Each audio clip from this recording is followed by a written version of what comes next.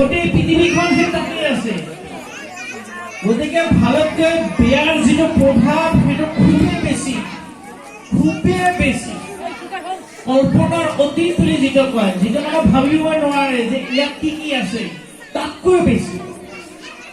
গতিকে খুব সাৱধান, ল'ৰাই হওক ছোৱালী হওক, খুব সাৱধান। যদি ভালকৈ আপোনালোকে হেণ্ডেল কৰিব পাৰে সৰুৰ পৰাই, মোবাইলৰ পৰা যদি দূৰত ৰাখিব পাৰে, সেই ল'ৰা বা ছোৱালীজনী ভৱিষ্যতে ডাঙৰ হ'ব। আৰু বৰ্তমান চিষ্টেমটো আমাক এনেকুৱা বনাইছে যে তুমি মোবাইল মেনিয়া হৈ যোৱা, মোবাইল দিবানা হৈ যোৱা, মোবাইল নহ'লে বাচি থাকিব নোৱাৰি। ৰিচাৰ্জ যদি নাই মাথা গৰম।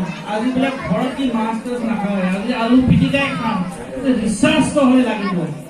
ল'ৰাই বোলে আজি ভাত নাখায়, কিয় ভাত খোৱা নাই? এই মোবাইল ৰিচাৰ্জ নাই, পুৰা হাঙাম কৰি আছে বোলে, নহ'লে ঘৰত আজি কিবা কৰে বোলে, ৰিচাৰ্জটো দে ভাই, তই পইচা দি। মানে ল'ৰা বা ছোৱালীৰ ডিমাণ্ডত আমি ৰিচাৰ্জ কৰি আছো। তেতিয়াহ'লে আমি অভিভাৱক কেনেকুৱা?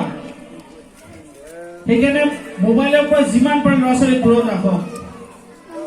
আপোনালোকে সেই নিউজ বিলাকত চাবই যে কিমান প্ৰভাৱ সেইটো, বহুত চাইড ইফেক্ট।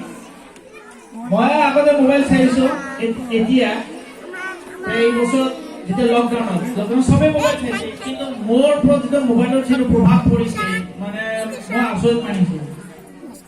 লেপটপ ইউজ কৰিছো, কাম কৰিছো, কিন্তু হ'লেও বিচনাত শোৱাৰ আগত অলপ লেপটপৰ মোবাইলটো টিপিছো। সেই মোবাইল টিপোতে 2 ঘণ্টা 2.5 ঘণ্টা গুচি গৈছে, আৰু সেইটোৰ যিটো প্ৰভাৱ পৰিছে, মোৰ চকুৰ প্ৰভাৱ পৰিছে, মোৰ ব্ৰেইনৰ প্ৰেচাৰৰ প্ৰভাৱ পৰি গৈছে। মই তেতিয়াৰ পৰা মানে বিপদত পৰিছো। এতিয়া মোবাইল ব্যৱহাৰ নকৰিলেও নচলে, এতিয়া মানে কৰিলেও বেয়া, গতিকে লিমিটেড কৰিব লগা হৈ গৈছে। সেইকাৰণে মোবাইল বিৰাট এটা মাৰাত্মক বেমাৰ হয়, ডাঙৰ এটা ভাইৰাছ হয়।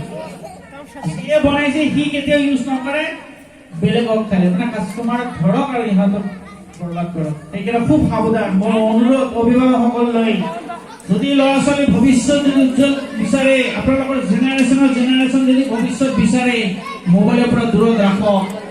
তেতিয়াহ'লে আপোনাৰ জেনেৰেশ্যন, আপোনাৰ ল'ৰা ছোৱালীৰ জেনেৰেশ্যন, তেতিয়াহ'লে ভৱিষ্যতত ভাল মানুহ হ'ব। চ' এইখিনি কৈ মোৰ বক্তব্য কিবা যদি ভুল হৈছে